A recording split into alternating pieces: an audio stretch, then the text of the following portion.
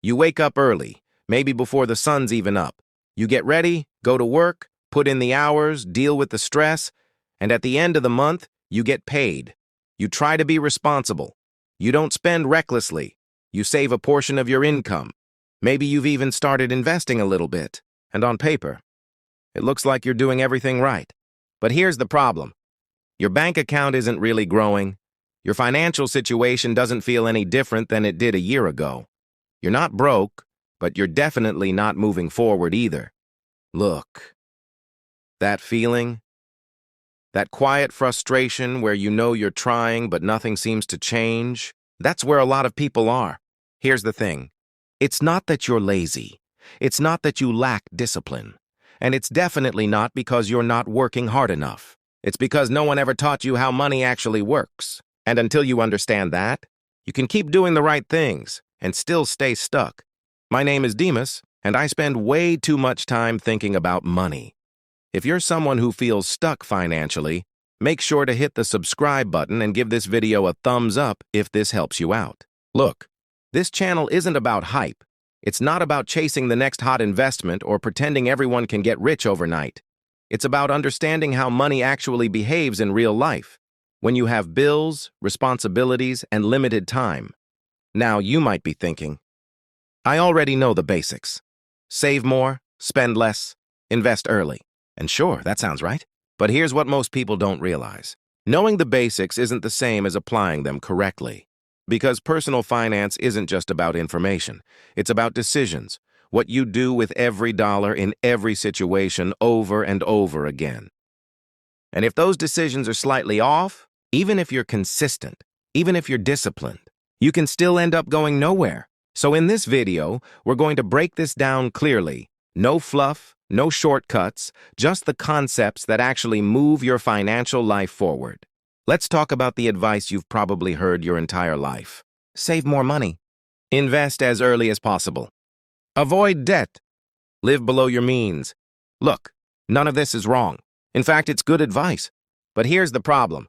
It's incomplete. Now you might be thinking, what do you mean incomplete? That's literally what everyone says. Exactly. And that's why so many people follow these rules and still feel stuck. Because these are principles, not priorities. They don't tell you what to do first. They don't tell you what matters most.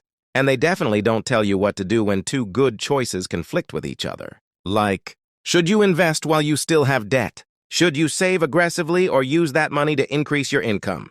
Should you play it safe or take calculated risks? Here's what most people don't realize. If you apply the right advice in the wrong order, you don't move forward. You just stay busy. And being busy with your money is not the same as making progress. So if the problem isn't effort, and it's not even the advice itself, then what is it? Here's the thing. The real issue is how you allocate your money. Not how much you make, not how hard you work, but where each dollar actually goes. Look, two people can earn the exact same income, live in the same city, and follow the same general advice, and still end up in completely different financial situations. Why? Because one of them understands allocation and the other doesn't. Now you might be thinking, isn't that just budgeting? Not exactly. Budgeting is about tracking where your money went. Allocation is about deciding where your money should go to produce the best outcome. That's a completely different mindset. Here's what most people don't realize. Every dollar you have is an opportunity. It can either reduce a problem, create an asset, or quietly disappear without doing much for you. And if you don't consciously decide where it goes, it defaults to the easiest, most comfortable option, not the most effective one. This is where it gets really interesting, because once you start thinking in terms of allocation, money stops being passive and starts becoming a tool. So let's take this idea of allocation and make it real with numbers. Because at the end of the day, money doesn't care about opinions. It follows math. Let's say you have $10,000 saved up. At the same time, you're carrying $5,000 in credit card debt with a 20% annual interest rate. And you're thinking about investing that money in the stock market, which historically returns around 7% per year. Now, you might be thinking, if I invest early, I'll benefit from compound growth. That sounds smart. It even sounds responsible. But look at what's actually happening. If you invest $5,000 at a 7% return, you make about $350 in a year. But your $5,000 debt at 20%, that costs you $1,000 in interest over the same period. So instead of moving forward, you're effectively losing $650. Here's the thing. That's not a small mistake. That's a structural problem. You're putting your money in a place where it grows slowly while ignoring a place where it's shrinking quickly. And when that happens, it doesn't matter how consistent you are. You're still going backwards. So if the math is this clear, why do people still get it wrong? Here's the thing. Money decisions aren't just logical. They're deeply psychological. Look, on paper, paying off high-interest debt should be obvious. It's a guaranteed return. It reduces risk. It improves your financial position immediately. But in reality, most people hesitate. Why? Because of how it feels. Now you might be thinking, what do feelings have to do with money? Everything. First, there's instant gratification. Investing feels exciting. You imagine your money growing, you feel like you're building wealth, like you're doing something smart. Paying off debt? It feels like nothing happened. No gain, no visible reward, just numbers going down. Second, loss aversion. People hate realizing losses. So instead of confronting debt, they delay it. They tell themselves it's manageable. They normalize it. And third, misunderstood risk. Here's what most people don't realize. A guaranteed 20% return from eliminating debt is far more powerful than a hopeful 7% from investing.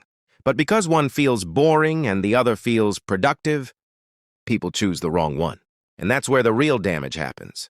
So once you understand both the math and the psychology, a different picture starts to form. Here's the thing. People who build real wealth don't just follow advice. They think differently. They don't ask, should I save or spend? They don't ask, is investing always good? They ask a much better question. Where will this dollar perform best right now? Look, to them, every dollar is like an employee. It either works hard or it does nothing. And their job is simple. Assign each dollar to its highest return role. Now here's where it gets really interesting. Most people ignore the obvious. They focus on growing money, while quietly losing it somewhere else. So let's simplify this with an analogy. Imagine your finances as a bucket. Your income is the water pouring in. Your investments are the water you're trying to store. But your debt? That's a hole at the bottom. Now you might be thinking, so I just need to pour more water in? No, because if the hole is big enough, it doesn't matter how much you pour. You'll still end up with less. And that's exactly what happens when you ignore allocation. You're not just slowing down, you're leaking progress.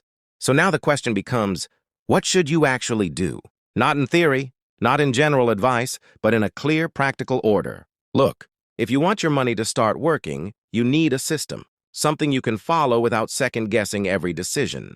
Here's a simple framework. First, eliminate high-interest debt. Anything above 10–12% is not just a liability, it's an emergency. Every dollar sitting there is working against you. So before you think about investing, before anything else, fix the leak. Second, build a safety buffer. Now you might be thinking, why not invest that money instead? Because without a buffer, one unexpected expense sends you right back into debt, and that resets everything. Third, start investing consistently. This is where long-term growth finally makes sense. Now your money isn't being drained somewhere else.